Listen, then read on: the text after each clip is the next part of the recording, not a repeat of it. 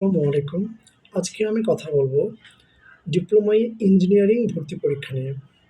তো আপনারা ইতিমধ্যেই অবগত আছেন, দ্বিতীয় পর্যায়ের মেরিট লিস্ট আজকে দিয়েছে।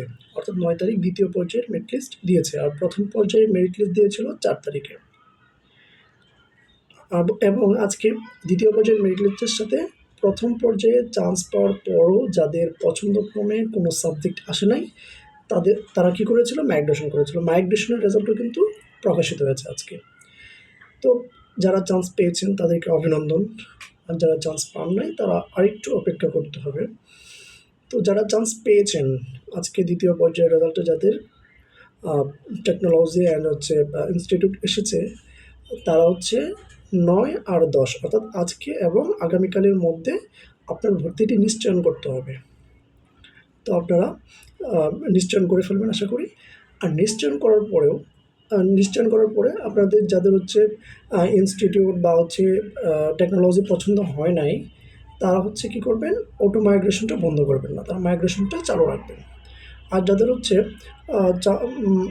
আপনার পছন্দের সাবজেক্ট বা ইনস্টিটিউট চলে আসছে, তারা বন্ধ করে দেবেন।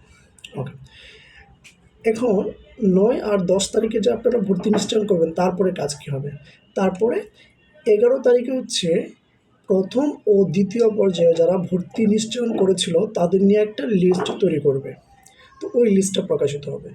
লিস্ট প্রকাশিত হওয়ার পর ১৪ আর ১৫ তারিখ আপনি যে ইনস্টিটিউটে চান্স পেয়েছেন সেখানে সশরীরে গিয়ে আপনার প্রয়োজনীয় ডকুমেন্টস নিয়ে যাবেন, নিয়ে গিয়ে ভর্তি হবেন।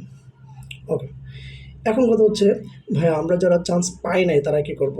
যারা চান্স পান নাই তাদের হতাশ হওয়ার কিছু নাই, তারাও সাবজেক্ট পাবেন। তবে একটু স্যাক্রিফাইস করতে হবে। স্যাক্রিফাইস বলতে এরকম, হয়তোবা যে টপ ক্লাসের যে টেকনোলজিগুলো আছে সেগুলো হয়তোবা আসবে না, একটু নর্মালগুলো আসবে, বাট আসবে। হ্যাঁ, আসবে। তো সেই ক্ষেত্রে কী করা যায়? সেই ক্ষেত্রে আপনাদের 23 তারিখ এবং 24 তারিখ, 22 তারিখে থেকে আপনাদের এই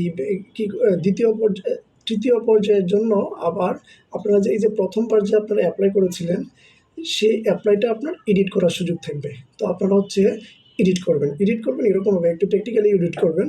যেমন আপনার যে আগে যে মূল টেকনোলজিগুলো ছিল, ধরেন আপনি সিভিল টেকনোলজি দিয়েছিলেন, তো এখন সিভিল টেকনোলজিতে আপনার মার্কস হয়তো বা কম বা জিপিএ কম, যার কারণে আপনার আসে নাই। হ্যাঁ, তো সেই ক্ষেত্রে আপনার সিভিলের যে রিলেটেড যে টেকনোলজিগুলো আছে, যেমন কনস্ট্রাকশন, এনভায়রনমেন্টাল সায়েন্স, ওগুলো দেবেন। তাহলে এগুলো ইজিতে চলে আসবে। যাদের মার্কসটা একটু বেশি কম তারা এই কাজটা করবেন। আর অবশ্যই চয়েস দেওয়ার আগে আপনার ওই ইনস্টিটিউটের লগ ইন করে দেখে নেবেন যে কোন টেকনোলজিতে কয়টা সিট খালি আছে, সেটা দেখে তারপর চয়েস দেবেন। সেমভাবে যারা ইলেকট্রিক্যালি পড়তে চান বাট ইলেকট্রিক্যালের মার্কসের জন্য আসে নাই বা এখনও সিট নাই, তাহলে তারা কী করবেন? ইলেকট্রনিক্সটা চুজ দিতে পারেন।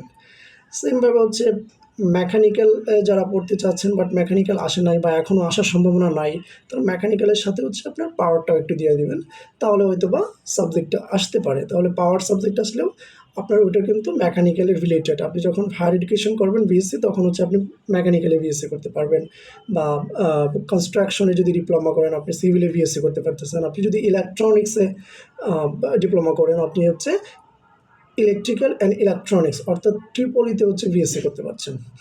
ওকে, তাহলে এই কাজটা করতে পারেন। আর ওই মূল সাবজেক্ট যেগুলো আছে, মূল টেকনোলজিগুলো তো অবশ্যই দেবেন, দেওয়ার সাথে সাথে ওগুলো দেবেন। আর দেখবেন যে যেখানে যে ইনস্টিটিউটটাতে একটু সিট সংখ্যক বেশি আসে সেটাতে আপনারা অ্যাপ্লাই করার চেষ্টা করবেন। ঠিক আছে? তাহলে এরপর যে রেজাল্ট প্রকাশিত হবে, রেজাল্ট প্রকাশিত হওয়ার পর 23-24 এই 2 দিনের মধ্যে ওই তৃতীয় পর্যায়ের ভর্তি নিশ্চয়ন করতে হবে। নিশ্চয়ন করার পরে আপনার 25 তারিখ তারা আরেকটা 23-24 তারিখ অ্যাপ্লাইটা চলবে। আর 25 থেকে 27 তারিখ পর্যন্ত আপনার এটা ভর্তি নিশ্চয়ন চলবে। ভর্তি নিশ্চয়নের পরে আপনার